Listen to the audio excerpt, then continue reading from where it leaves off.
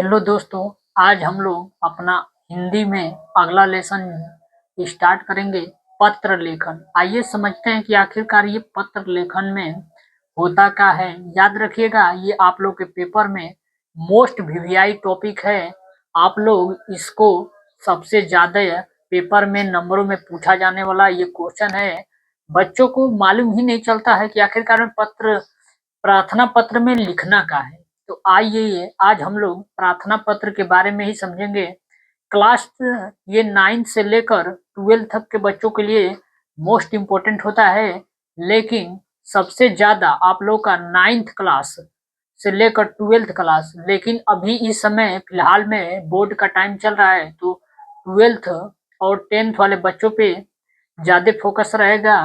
आइए अपना आज लेक्चर नंबर 1 में स्टार्ट करेंगे पत्र लेखन का, कि पहला पत्र हम लोग को लिखते कैसे हैं। तो आइए जानते हैं प्रश्न क्या दिया है। लिखा होगा, आपके मोहल्ले में जल पूर्ति के लिए एक प्रार्थना पत्र लिखिए। मतलब कहने का मतलब ये है कि आप लोगों के गांव में देखे होंगे कि नियमित रूप से आप लोगों का पानी मिल नहीं पाता है और समस्याएं होती हैं।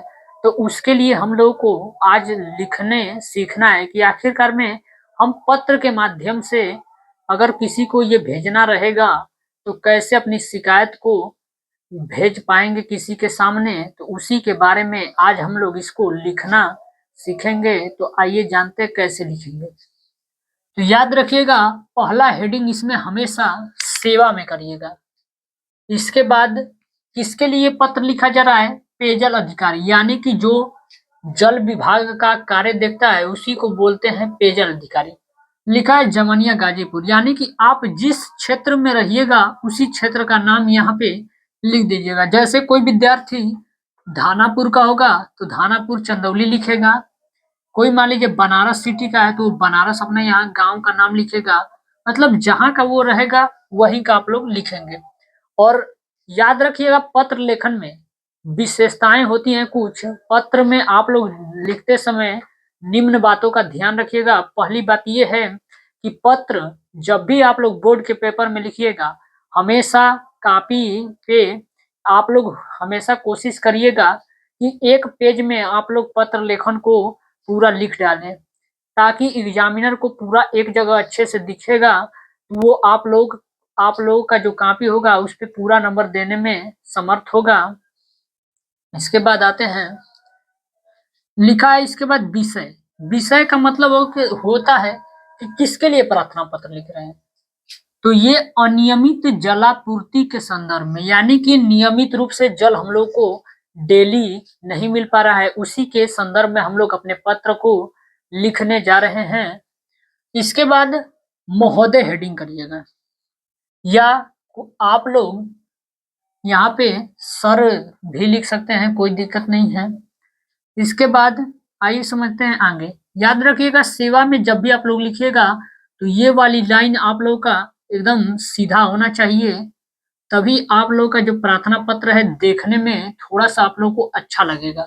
ये लाइन एकदम सीधी होनी चाहिए। इसके बाद अगला हेडिंग जब महोदय करिएगा तो सेवा में आप लोग की जहाँ से लाइन ये लिखी गई है एकदम उसी लाइन के एकदम सीधे में लिखिएगा, ताकि देखने में आप लोग का ये थोड़ा सा अच्छा लगे। इसके बाद ये वाली लाइन पे आप लोग का नीचे उस लाइन को छोड़ दीजिएगा और नीचे से स्टार्ट करिएगा। लिखा क्या है? विवश होकर निवेदन करना पड़ रहा है कि, यानी कि विवश का मतलब कि एकदम लाचार होकर। जैसे कि आप लोग एकदम पानी आ ही नहीं रहा है और आप लोगों को पानी की आवश्यकता है, तो आप लोगों को दिक्कत ज्यादा हो रही है, तो उसी के लिए यहाँ शब्द लिया गया विवश होकर।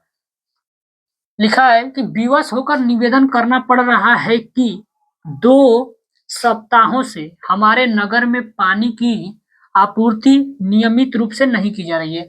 कहने का मतलब ये है कि आपके गांव में 2 हफ्ते से अगर पानी नहीं आएगा तो बताइए समस्याएं तो होती ही हैं। तो उसी के लिए प्रार्थना पत्र हम लोग अपना लिख रहे हैं।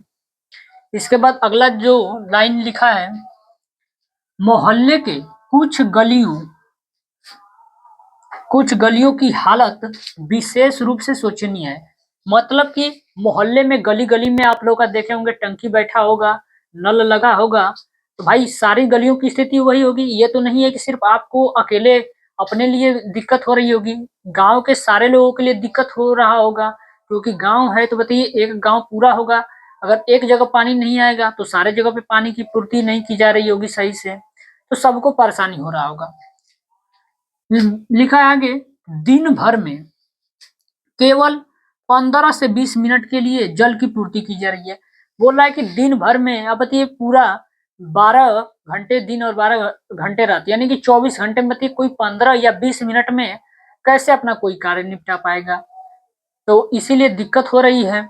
आगे देखते हैं, किसी दिन तो पानी बिल्कुल ही नहीं आता है, कोई कोई दिन ऐसा हो जाता है कि पानी एकदम में नहीं आता है, तो पानी एकदम नहीं आएगा तो दिक्कत होगी, जिस कारण लोगों को बाहर से पानी मंगवाना पड़ता है। अब भाई पानी नहीं आएगा तो क्या करेंगे आप लोग, या तो हैंडपंप होगा जिसके घर में तो वो हैंडपंप का यूज करेगा, अगर जिसके घर में नहीं होगा तो क्या करेगा, पानी को बाहर से मंगाएगा अपना। इसके बाद लिखा है, अतः आपसे विनम्र आग्रह है कि, यानी कि बोल रहा है हमें आपसे निवेदन है, तो आपसे विनम्र आग्रह है कि, इसके आगे हम लोग देखेंगे, मोहल्ले वासियों पर इस समस्या पर ध्यान देते बिना देर किए इस समस्या का समाधान करें, जिससे मोहल्ले में जल जीवन का समाधान हो सके। जहाँ पे ये लाइन आप लोग का खत्म होगा उसी के नीचे आप लोग जस्ट धन्यवाद करिएगा, और इसी के एकदम सीध में लिखिएगा आपका प्रार्थी। और एक बात का हमेशा ध्यान रखिएगा इसमें कि आप लोग पेपर के समय में अपना नाम यहाँ पे नहीं लिखेंगे, नाम के जगह पे आप लोग हमेशा अ, ब और स आप लोग लिखिएगा। कोई विद्यार्थी अपना यहाँ नाम नहीं लिखेगा, अगर आप लोग नाम लिख देते हैं तो आप लोग का इसमें बोर्ड में नंबर कटने के चांसेस होते हैं, तो ये इतना आप लोग याद रखिएगा, यहाँ पे नाम नहीं लिखना। इसके बाद आप लोग पीछे जब लिख रहे थे तो देखे होंगे कि यहाँ पे अतः लिखा गया है, तो ये अतः की जो लाइन है हम आप लोग आगे इसी से कंटिन्यू करिएगा। जब ये लाइन खत्म हो जाएगी तो इस लाइन से जो ये लाइन आप लोग का खींचा गया है, इसी लाइन से यहाँ आप लोग लिखना स्टार्ट करिएगा। बोर्ड के कॉपी पे ये लाइन आप लोग को खींचा हुआ इस समय मिलेगा। इसके बाद आप लोग को अगर ये वीडियो अच्छा लग रहा हो तो आप लोग वीडियो को पूरा कंटिन्यू देखिए। अभी तो पार्ट 1 है, अभी तो शुरुआत हुआ है। इसके बाद हम लोग अब रोज कंटिन्यू आप लोग को एक प्रार्थना पत्र डेली का डेली लेकर आएंगे। इसके बाद अगर वीडियो अच्छा लग रहा हो तो आप लोग प्लीज थोड़ा आप लोग सब्सक्राइब करिए और हमें सपोर्ट करने के प्रयास करिए।